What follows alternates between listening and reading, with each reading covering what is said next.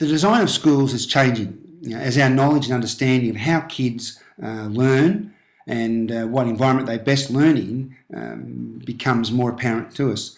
As schools shift from teaching institutions to learning organisations, we are providing the opportunity for our children to take greater responsibility for their learning. The traditional classroom with the students working in rows, facing the teacher at the front, copying page after page from the board, is no longer the best learning environment for our students today. We know that they are digitally orientated. We know that they like to work collaboratively with each other, and it is our responsibility as teachers to rearrange our teaching methodology to best suit their particular needs.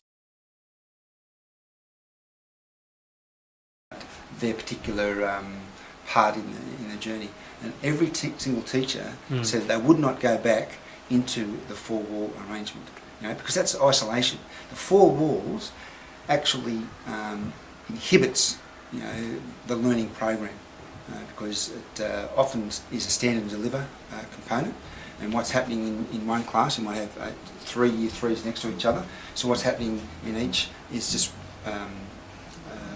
replicated.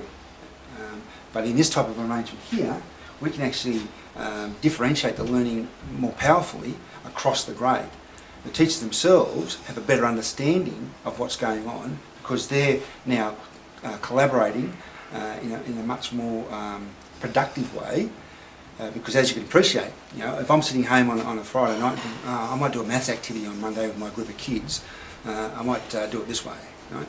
Now, if I've got 3 people sitting around the table and saying, well, what are we doing with the maths activity? We've got 3 heads sharing the story. The end result's going to be much richer than just my idea itself. And not only is it going to be much richer, the children themselves are going to be much more engaged. If the children are much more engaged, and at a longer period of time, their learning has got to increase as well. So what we're having is by deprivatising the teaching practice, we're actually improving the quality of learning across the grade. We're able to target the children more effectively. So what we have, instead of, we're all doing double-digit addition today, let's turn to page 22 and off we go. What we're doing is enabling the children who are still struggling with trading and regrouping to come together, and a teacher will work through the learning program with them at their level. And then those that can do it, well, why are we introducing it to them?